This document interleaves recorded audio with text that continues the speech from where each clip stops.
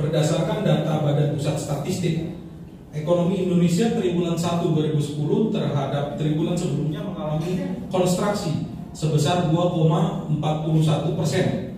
Dari sisi produksi, penurunan disebabkan oleh kontraksi yang terjadi pada beberapa lapangan usaha.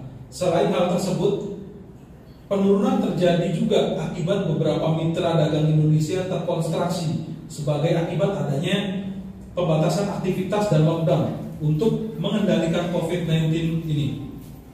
Sehingga COVID-19 tidak hanya berpengaruh dan berdampak kepada Indonesia, namun berpengaruh juga terhadap perekonomian global. Hal tersebut sangat berpotensi mengganggu kinerja perbankan dan stabilitas sistem keuangan yang dapat mempengaruhi pertumbuhan ekonomi.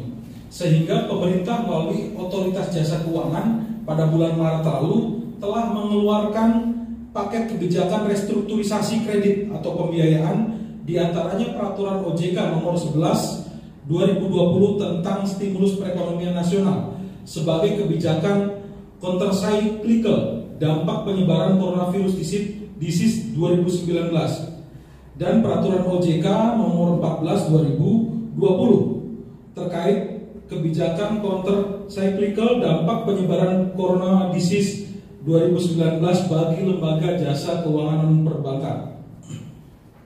Berdasarkan untuk nasabah perbankan telah menjangkau lebih dari 6,27 juta debitur dengan nilai outstanding restrukturisasi kredit sampai 655,85 triliun, di mana dari jumlah tersebut outstanding untuk UMKM sudah mencapai 298,86 triliun untuk 5,17 juta debitur.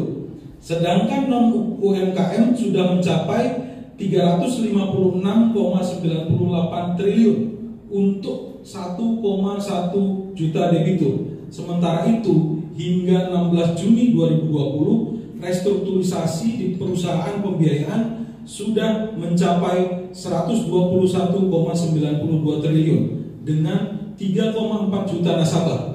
Sehingga total restrukturisasi untuk lembaga perbankan dan lembaga pembiayaan adalah mencapai 1.352 triliun untuk 15,29 juta debitur.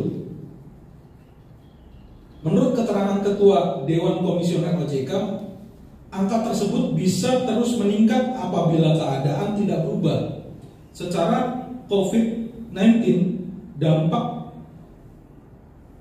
akibat COVID-19 dampak sosial di masyarakat masih perlu diperhatikan.